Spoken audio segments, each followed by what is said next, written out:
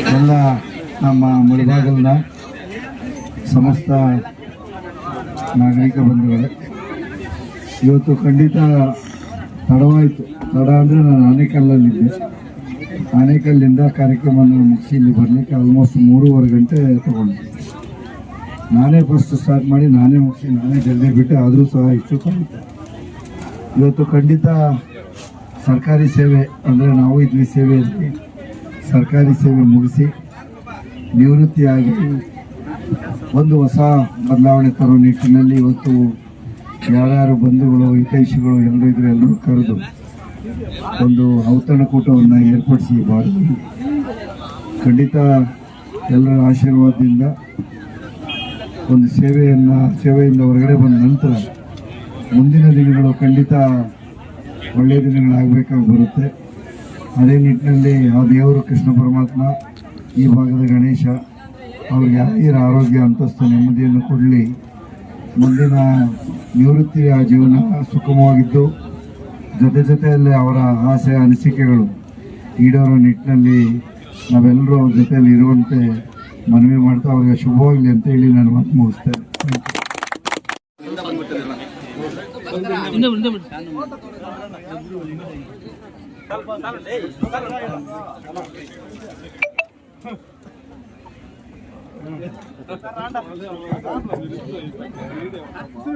ನಮ್ಮ ಸಾಹೇಬರು ರಾಜಕೀಯ ಹೊಂದಿದ್ದು ರಾಜ್ಯದ ಯಾದವ ಸಂಘದ ಅಧ್ಯಕ್ಷರು ಹಾಗೂ ಈ ಭಾಗದಲ್ಲಿ MLCಯಲ್ಲಿ ಅತಿ ಹೆಚ್ಚು ಮತಗಳಿಂದ ಗಳಿಸಿ ಸಮಾಜ ಸುಧಾರಣೆಯಲ್ಲಿ ಹೆಚ್ಚು ಹೆಸರುವಾಸಿಯಾಗಿರ್ತಕ್ಕಂಥ ನಮ್ಮ DT ಶ್ರೀನಿವಾಸ್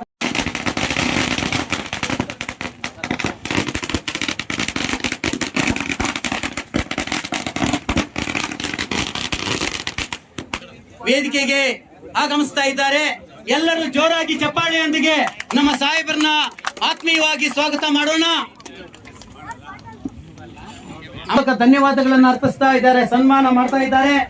ಹಾಗಾಗಿ ಅವರಿಗೆ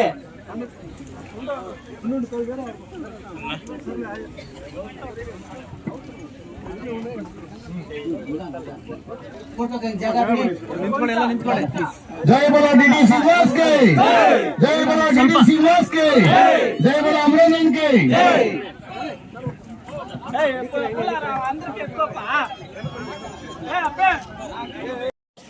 ಗಲ್ಲಲ್ಲಿ ಪ್ರಭಾಕರ್ ಸರ್ ಅವರು, ಅವರ ಜೊತೆಗೆ ಸಿಂಗೂರು ಗೋವಿಂದಣ್ಣ ಅವರು, ಪೆದ್ದೂರು ರಂಗಣ್ಣ ಅವರು, ರಮೇಶ್ ಅವರು ಎಲ್ಲರೂ ಕೂಡ ವೇದಿಕೆಯಲ್ಲಿದ್ದಾರೆ.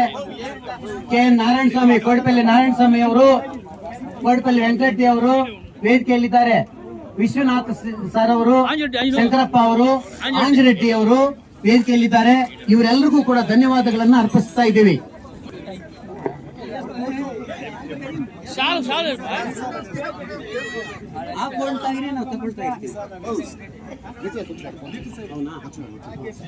ನಮ್ಮ DT ಶ್ರೀನಿವಾಸ್ ಸರ್ ಅವರು, ಯಾದವ ಸಂಘದ ರಾಜ್ಯ ಅಧ್ಯಕ್ಷರು DT ಶ್ರೀನಿವಾಸ್ ಸಾಹೇಬರು, MLC ಸಾಹೇಬರು, ಸಮಾಜ ಸುಧಾರಕರು, DT ಎಲ್ಲರೂ ಜೋರಾಗಿ ಚಪ್ಪಾಳೆಯೊಂದಿಗೆ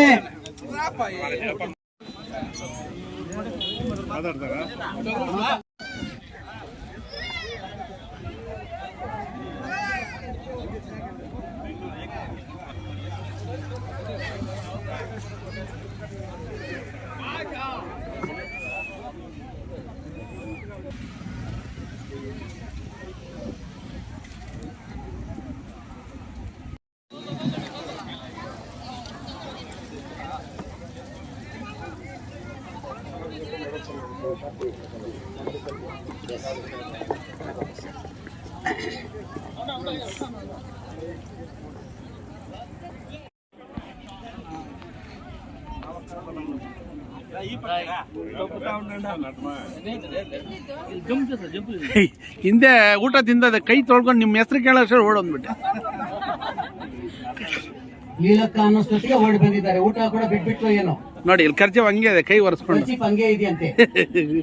ಅವ್ರ ಗುರುಗಳಿರ್ಬೋದು, ಅವ್ರ ಜೊತೆ ರೈತಾಪಿ ಬಂಧುಗಳಿರ್ಬೋದು, ಎಲ್ಲಾರ್ಗು ಒಂದು ಊಟ. ಎಷ್ಟು ಜನ ರಿಟೈರ್ಡ್ ಆದವರು ಬೆಂಗಳೂರಲ್ಲಿ ಕುಳಿತಾ ಇದ್ದಾರೆ, ಆದ್ರೆ ನಮ್ಮ ಅಮರೇಂದ್ರ ಅವರು ಇಲ್ಲಿ ಬಂದು ಆ ರೈತರಿಗೆ ಉತ್ತೇಜನ ಕೊಡ್ತಾ ಆ ಸ್ನೇಹಿತರ ಜೊತೆ ಹೊಂದಾಣಿಕೆ ಇದು ಮಾಡ್ಕೊಂಡು ಜೊತೆಗೆ ಅವರ ಗುರುಗಳನ್ನ ಕರೆಸಿ ಗುರುಗಳ ಮುಖಾಂತರ ಅವರು ಮತ್ತೆ ನಾನು ಇಲ್ಲಿಗೆ ಬರ್ತೀನಿ, ಇಲ್ಲಿ ರೈತರ ಜೊತೆ ನಾನು ಯಾವತ್ತೂ ಇರ್ತೀನಿ, ರಿಟೈರ್ಡ್ ಆಗಿಲ್ಲ ನಾನು, ನೈದರ್ ರಿಟೈರ್ಡ್ ನಾ ರಿಟೈರ್ಡ್ ಅಂತಾರೆ. ಈಗ ರಿಟೈರ್ಡ್ ತರ ಕಾಣೋದು ಇಲ್ಲ, ರಿಟೈರ್ಡ್ ತರ ಕಾಣಲಿಲ್ಲ. ಅವ್ರ ಏಜ್ ಎಲ್ಲೋ ತಪ್ಪಾಗಿ ಕೊಟ್ಬಿಟ್ಟಿರ್ಬೇಕು, ಇನ್ನೂ ಒಳ್ಳೆ ಹುಡುಗರಿದ್ದಂಗಿದ್ದಾರೆ. ಅದು ನವ ಚೈತನ್ಯ ತುಂಬಿಕೊಂಡು ನಮ್ಮ ಈ ಗುಡಿಪಲ್ಲಿ ಭಾಗದಲ್ಲೆಲ್ಲ ಮುಳಬಾಗಿಲು ತಾಲೂಕಿಗೆ ಒಂದು ಆದರ್ಶ ಅಮರೇಂದ್ರರಿಂದ ಆಗ್ಬೇಕು. ಅವ್ರಿಗೆ ಇವಾಗ ಬರ್ತಾ ನಾನು ಇದ್ರಲ್ಲಿ ಹಿಡಿದೆ ನೋಡ್ತಾ ಇದ್ರೆ ಚಳಿಗಾಲದಲ್ಲಿ ಮುದುಡುವ ಶರೀರ, ರಥಸಪ್ತಮಿ ಇವತ್ತು. ಎಲ್ಲಾರ್ಗೂ ರಥಸಪ್ತಮಿಯ ಶುಭಾಶಯಗಳು. ರಥಸಪ್ತಮಿಯ ಬಳಿಕ ಸೂರ್ಯನ ಶಾಖದಿಂದಾಗಿ ನವಚೈತನ್ಯ ತುಂಬಿಕೊಳ್ಳುತ್ತದೆ. ಇವತ್ತಿನಿಂದ ಆರೋಗ್ಯದಾಯದಿಂದ ಸೂರ್ಯ ನಿಮ್ಮಲ್ಲಿ ನವಚೈತನ್ಯ ತುಂಬಲಿ. ರಥಸಪ್ತಮಿಯ ನಿಮ್ಗೆ ಶುಭಾಶಯಗಳು ಮತ್ತು ನಿಮ್ಮ ಫ್ಯಾಮಿಲಿಗೆ ಶುಭಾಶಯಗಳು. ಇಲ್ಲಿ ನೆರೆದಿರೋರಿಗೆಲ್ಲ ಶುಭಾಶಯ ಹೇಳ್ತಾ ಇವತ್ತಿಂದ ನವಚೈತನ್ಯ ತುಂಬಿಕೊಂಡು ಆಲ್ರೆಡಿ ಯಂಗ್ ಅಂಡ್ ಎನರ್ಜಿಕ್ ಕಾಣಿಸ್ತಾ ಇದ್ದಾರೆ. ಅದರಿಂದ ನಮ್ಮ ತಾಲೂಕಿಗೆ ಇವರ ಸೇವೆ ಬಹಳ ಬೇಕಾಗಿದೆ. ಆದ್ದರಿಂದ ಮತ್ತೆ ಮತ್ತೆ ಅವರಿಗೆ ದೇವರು ಎಲ್ಲ ಆರೋಗ್ಯ ಐಶ್ವರ್ಯ ಎಲ್ಲ ಕೊಟ್ಟಿದ್ದಾರೆ. ಆರೋಗ್ಯ ಚೆನ್ನಾಗಿ ಕೊಟ್ಟು ನಮ್ಮ ತಾಲೂಕಿಗೆ ಏನಾದ್ರು ನಮ್ಮ ಒಂದು ಸೇವೆ, ಅವರ ಸೇವೆ ಬೇಕಾಗುತ್ತೆ ಅಂತ ಹೇಳ್ತಾ 4 ಮಾತು ಅವಕಾಶ ಮಾಡಿಕೊಂಡು ತಮ್ಮೆಲ್ಲರಿಗೂ ಹೊಂದಿಸ್ತಾ ಇದ್ದೀನಿ. ಆಲಂಗರ್ ಶಿವಣ್ಣ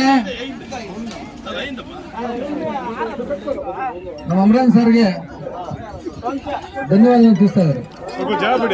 ಸುರೇಂದ್ರ ಗೌಡ ಸಾಹೇಬ್ರು ಬಹಳಷ್ಟು ಬಿಜಿದ್ರು ಸಹ ನಮ್ಮ ಅಮರೇಂದ್ರ ಸರ್ ಕಾರ್ಯಕ್ರಮ ತಿಳ್ಕೊಂಡು ಅವ್ರನ್ನ ನಮ್ಮ ಅಭಿನಂದನೆ ತಿಳಿಸಬೇಕು ಅಂತ ಬಹಳಷ್ಟು ಕಾಳಜಿಯಿಂದ ಬಂದಿದ್ದಾರೆ.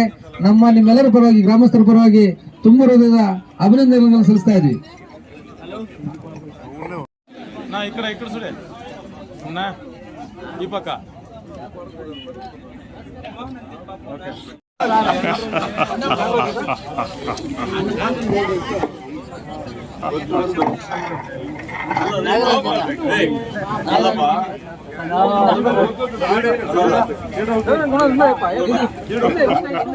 ನೀವ ಅವರ ಈ ಬಗ್ಗೆ ಒಂದು ಮಾತು ಹೇಳ್ಬೇಕು. ನಾನು ಪ್ರತಿಯೊಂದು ಗ್ರಾಮದಲ್ಲೂ IAS, IPS, KS ಯಾವುದೇ ಕೆಲಸ ಆಗಲಿ ಮಾಡ್ಕೊಂಡು ಹೋಗ್ತಾರೆ. ಆದರೆ ನೀವು ಸರ್ಕಾರ ಹುದ್ದೆಯಲ್ಲಿದ್ದು ನಮಗೆ ಗೊತ್ತು ಮಕ್ಕಳಿಗೆ ಈ ವಿಲೇಜ್ ಪಕ್ಕದಲ್ಲಿ ಯಾವುದೇ ದೇವಸ್ಥಾನಕ್ಕೆ ಫಸ್ಟ್ ನಾನು ಏಕೈಕ ವ್ಯಕ್ತಿ ನಾನು ಕೇಳಿಕೊಟ್ಟಿದ್ದೇನೆ. ಯಾಕಂದ್ರೆ ಯಾವುದೇ ದೇವಸ್ಥಾನಕ್ಕೆ ನೆವಡಮ್ಮೆ ಚೈಡಪ್ಪ ಅಂತ ಇದ್ದಾರೆ. ಹಾಗಾಗಿ ನಮ್ಮ ತಾಲೂಕಿನ ಪರವಾಗಿ, ನಮ್ಮ ಗ್ರಾಮದ ಪರವಾಗಿ ಅವರ ಕೃತಜ್ಞತೆ ದೇವರಲ್ಲಿ ಪ್ರಾರ್ಥನೆ, ಒಳ್ಳೆ ಆರೋಗ್ಯ ಕೊಡಲಿ. ಆರೋಗ್ಯ ಕೊಟ್ಟು ಇಂಥವನ್ನ 3 ವರ್ಷ ಬಾಳುವಂತ ಶಕ್ತಿ ಪರಮಾತ್ಮ ಕೊಡಬೇಕಂತ ನನ್ನ ಕಡೆಯಿಂದ ಅವರಿಗೆ ಬಸ್ತಲೇ ಎಂದು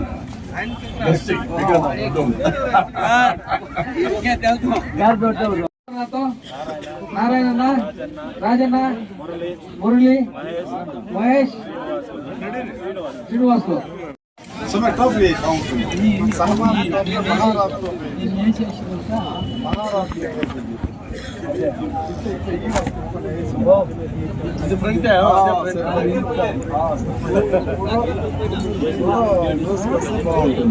సార్ వచ్చి గుడిపల్లి గ్రామం ఉంటే వస్తా ఉంది శబ్దము. గుడిపల్లి గ్రామం ఉంటే జీ అంటే ఈ అక్షరం పరమాత్ముడు ఉండే జాగా. జీ అంటే పరమాత్ముడు. ఈ అక్షరం మాత్రము ఈడు పుట్టిండేది వీళ్ళే. అదృష్ట జాతికి పుట్టిండు. ప్రజసేవ. ఇప్పుడు ఈ భోజనాలంతా వీళ్ళు రిటైర్ అయ్యి తాలూకులో కష్టపడినాడు, వర్క్ చేసినాడు. బిడ్డల పాపలకంతా మంచి బాగా చదివినాడు. చిన్నోడు వీళ్ళ జతలో కింద ఉన్నోళ్ళంతా బిడ్డలో. మళ్ళా రెండోది వచ్చేసే ఈయన బాహుబలి ಅಂತ అనుకుంటాడు. సినిమా బాహుబలి, దాంట్లో అమరేంద్ర బాబు ఉన్నట్టుగా పేరు సిక్కింది. అదే అయిపోతుంది వీళ్ళ ఇంట్లో కానీ, వీళ్ళ కుటుంబంలో కానీ, వీళ్ళ ఫ్యామిలీలో కానీ. వీళ్ళు ఈ ఊర్లో ఎవరన్నా పెద్ద ఆఫీసులు అయిపోతారు. వీళ్ళు మూలకంలో 100% గ్యారంటీ. ఈ భోజనాలు పెట్టేది వేరే.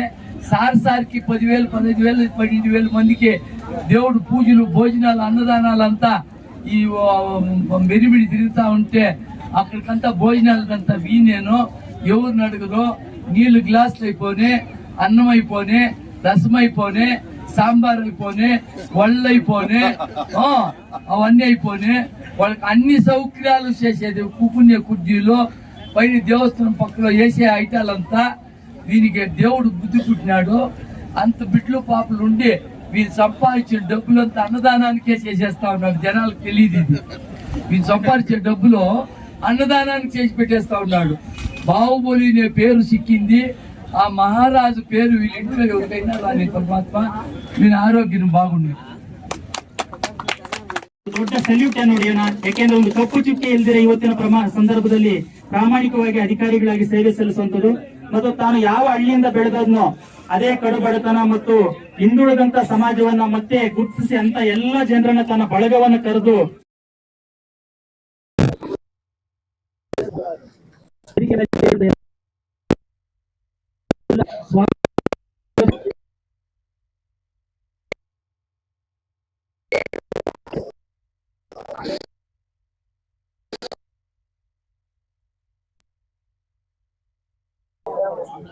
ನಮ್ಮ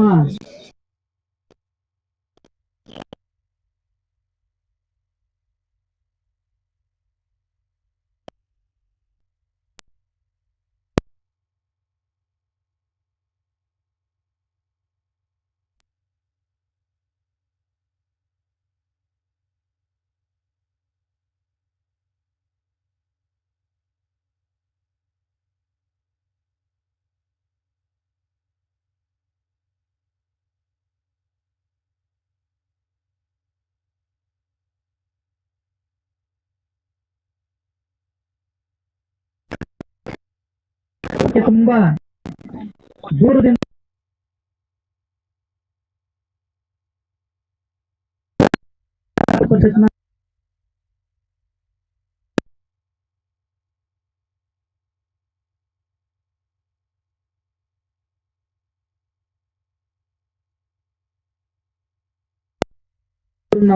ಅವರ ಜ್ಞಾನ ಮತ್ತು ವಿದ್ವತ್ತು ಈ ರಾಜ್ಯಕ್ಕೆ ಮತ್ತು ಸಾರ್ವಜನಿಕ ಜೀವನಕ್ಕೆ ತುಂಬಾ ಅಗತ್ಯ ಇದೆ.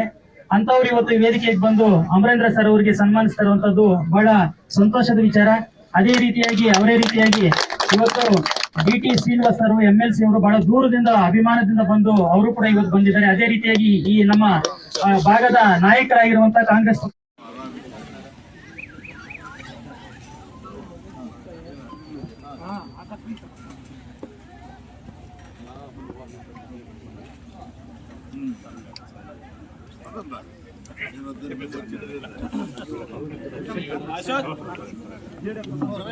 లేదా